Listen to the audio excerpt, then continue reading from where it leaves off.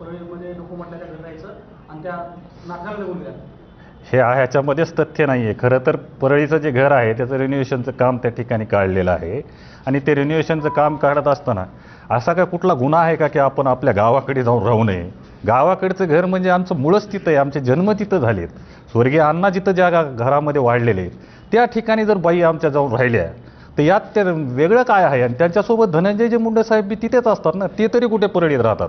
तेही परळीत नसतात. ते फक्त ऑफिसला भेटीगाठीसाठी परळीच्या लोकांसाठी ती वेळ देतात, नाहीतर परळीला आल्यानंतर मुक्कामी वगैरे सर्व गावाकडेच असतात. ते धनंजय मुंडे साहेबांना कोणी मित्र नाहीये असंही ती म्हणाले.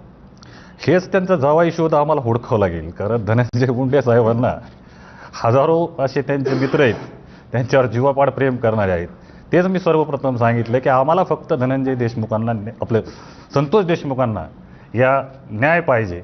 याच्यासाठी धनंजय मुंडे साहेबांचा कुठलाही कार्यकर्ता आम्ही आज बोलत नाहीत आणि ते न्याय आपल्याला न्यायव्यवस्थेकडून घ्यायचा असल्याकारणानं अशा प्रकारच्या सनसनाट्या आम्हाला निर्माण करायच्या नाहीत. नाहीतर आम्हालाही बोलता येतं, सुरेश दसांबद्दल बोलता येतं, जे कोणी बोलतेत. आज सुरेश दस किती धुतल्या तांदळाचे आहे ते दिसतंयच आपल्याला, कारण त्यांचा खोक्या आज बाहेर पडलेला आहे. आणि या खोक्याचा आका कोण आहे? कारण ते स्वतःच म्हणतात की की तो एक साधा कार्यकर्ता आहे. आणि असा साधा कार्यकर्ता जर 200 मोरं हरणं कापून खातो, मग ह्याच्या मागं हा सुरेश दस नसतील एक हे कुठून सांगता येईल? आणि ह्याच्यामध्ये सुरेश दस 100% आहेत आणि त्यांनासुद्धा याच्यामध्ये सहआरोपी केलं पाहिजे, ही बी माझी या ठिकाणी मागणी राहणार आहे.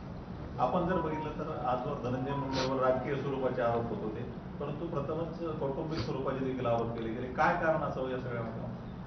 निश्चितपणे आता काय राहिलंच नाही ना. आता काय दुसरा आरोप करायला काही राहिलं नाही, म्हणून कौटुंबिक हल्ले सुद्धा